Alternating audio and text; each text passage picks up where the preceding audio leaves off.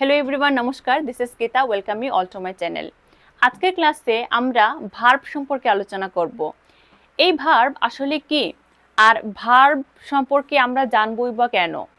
ইংরেজিতে কথা বলতে গিয়ে বা ইংরেজি ভাষা শিখতে গিয়ে ভার্বের ইম্পর্টেন্স কতটুকু, এই সমস্ত প্রশ্নের উত্তর আমি আজকে আপনাদের এই ক্লাসে দেব। সবচেয়ে প্রথম তোমাদের যে কথাটা জানা দরকার সেটা হচ্ছে, দেখো আমরা তো মানুষ, আমাদের বুকের বাম পাশে হার্ট থাকে, হৃদয় থাকে। এই হৃদয় ছাড়া যেমন আমাদের মানব শরীরটা চলে না, ঠিক তেমনই ভার্ব ছাড়া কিন্তু ইংরেজি ভাষার কোনো অস্তিত্ব নেই। তুমি যদি ভার্ব ভালোভাবে না বুঝো, ভার্ব না জানো, তাহলে ইংরেজি কখনো শিখতে পারবে না। তার মানে বুঝতেই পারছো যে ভার্বের গুরুত্ব কতটুকু। দেখো, প্রথমে এটা জেনে নাও যে ভার্ব শব্দের অর্থ কি। ভার্ব শব্দের অর্থ হচ্ছে ক্রিয়া। ওকে, কোনো কাজ মানে হচ্ছে ভার্ব। তো ভার্ব হচ্ছে এমন কতগুলি শব্দ যে শব্দের দ্বারা কোনো কাজ করা বোঝায়। এবার এই যে ভার্ব ভার্ব বলছি, এই ভার্ব কিন্তু বিভিন্ন প্রকারের থাকে। কি কি? যেমন হেল্পিং ভার্ব বা auxiliary verb, action verb, linking verb, modal auxiliary verb, regular verb, irregular verb, এরকম অনেক ধরনের ভার্ব রয়েছে। তো আজকের ক্লাসে স্পেশালি আমি আলোচনা করব ইরেগুলার ভার্ব সম্পর্কে, যে এই ইরেগুলার ভার্ব আসলে কি। দেখবে, যখন আমরা ইংরেজিতে কথা বলি বা ইংরেজিতে কোনো সেন্টেন্স লিখতে যাই, তখন এমন কিছু কিছু ভার্ব দেখি যেগুলি আমাদের টেন্স, অর্থাৎ প্রেজেন্ট টেন্স, পাস্ট টেন্স কিংবা ফিউচার টেন্স অনুযায়ী এই ভার্বগুলি তাদের রূপ বদলায়। বলতে পারি গিরগিটি যেমন তার নিজের রং বদলায়, ঠিক তেমনি এমন কিছু ভার্ব আছে যেগুলি টেন্স অনুযায়ী তারা তাদের নিজেদের রূপকে বদলিয়ে নেয়। তাহলে সেই ভার্বগুলি কি এবং সেই ভার্বগুলিকে কেনই বা ইরেগুলার ভার্ব বলা হয়? প্রথমে একটা এক্সাম্পল দেখো। দেখো, জেগে উঠা, জেগে উঠা এর ইংলিশ হচ্ছে ওয়েক। দেখো, ওয়েক, ঠিক আছে? ওয়েক মানে জেগে ওঠা। এবার জেগে উঠেছিল, প্রথমে জেগে উঠা, জেগে উঠেছিল, এই দুইটা শব্দের মধ্যে পার্থক্য খুঁজো। জেগে উঠা মানে কি, বর্তমান কালে ধরো প্রত্যেকদিন সকালেই আমরা ঘুম থেকে জেগে উঠি। তো এই জেগে উঠা এটার ইংলিশ হচ্ছে ওয়েক, ঠিক আছে?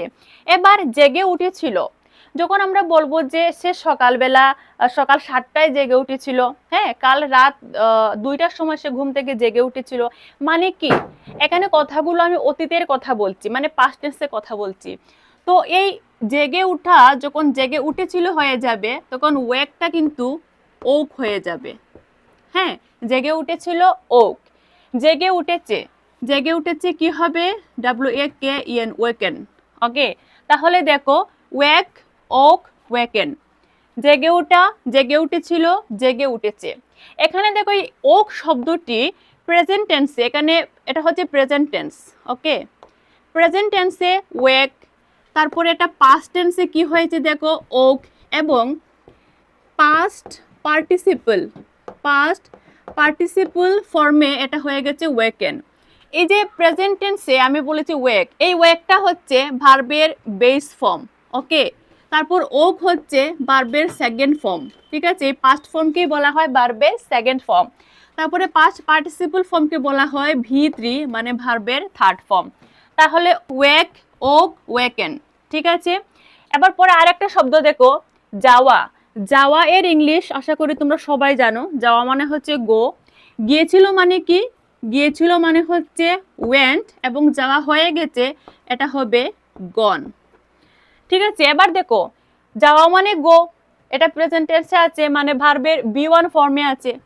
V1 ভার্বের V1 ফর্মে গো থাকলে সেটা পাস্ট টেন্স কিংবা V2 তে হয়ে যায় ওয়েন্ট, এবং V3 তে গন হয়ে যায়। এবার দেখো, গো এর সঙ্গে ওয়েন্টের কোনো মিল নেই, ওয়েন্টের সঙ্গে গনের কোনো মিল নেই। তো যে ভার্বগুলি টেন্স অনুযায়ী নিজেদের রূপ বদলায়, তাদের একজনের সঙ্গে আরেকজনের কোনো রকম কোনো মিল নেই, এই ধরনের ভার্বকে বলা হয় কিন্তু ইরেগুলার ভার্ব। ইরেগুলার মানে কি? অসমমায়িক, বা বাংলাতে কি বলবো, ইরেগুলার মানে যাটার একটার সঙ্গে আরেকটার মিল নেই, এটাকে বলা হয় ইরেগুলার। এবার দেখো, নেওয়া। নেওয়া এর ইংলিশ হচ্ছে টেক, ঠিক আছে? নেওয়া মানে হচ্ছে টেক। নিয়েছিল মানে কি? নিয়েছিল মানে হবে টুক। নেওয়া টেক, নিয়েছিল টুক। এবার নেওয়া হয়ে গেছে কি হবে বলো তো? এটা হবে টেকেন। টেকেন মানে নেওয়া হয়ে গেছে, হয়ে গেছে। টেকের মানে নেওয়া হয়ে গেছে। টেক হচ্ছে B1, টুক হচ্ছে B2 এবং টেকেন হচ্ছে B3। এবার দেখো দেওয়া, দেওয়া এর ইংলিশ কি বলতো? দেওয়া মানে গিভ। গিভ মানে কি? দেওয়া। যেমন গিভ মি এ বুক, আমাকে একটা বই দাও। তো দেওয়া ইংলিশ হচ্ছে গিভ। দিয়েছিল ইংলিশ কি হবে বলতো?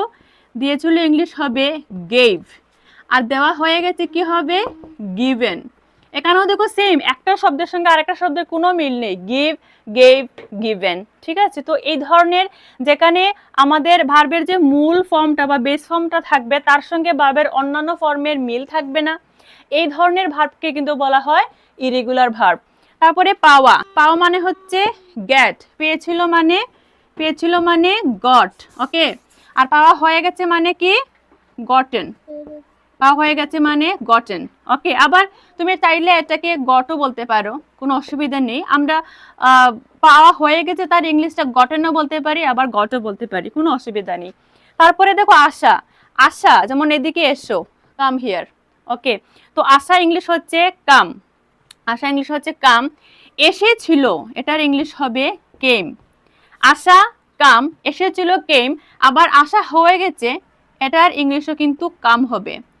এখানে দেখো ভার্বের V1 এবং ভার্বের B3 শব্দগুলো দেখতে তো ঠিক একই রকম, ভার্বগুলো দেখতে একই রকম হলেও আমরা কিন্তু টেন্স অনুযায়ী এগুলির মিনিংটাকে একটু বদলে দিতে পারি। ঠিক আছে? প্রথমে কাম মানে আসা, তারপর কেম মানে এসেছিল, আবার আসা হয়ে গেছে মানেও কিন্তু কাম।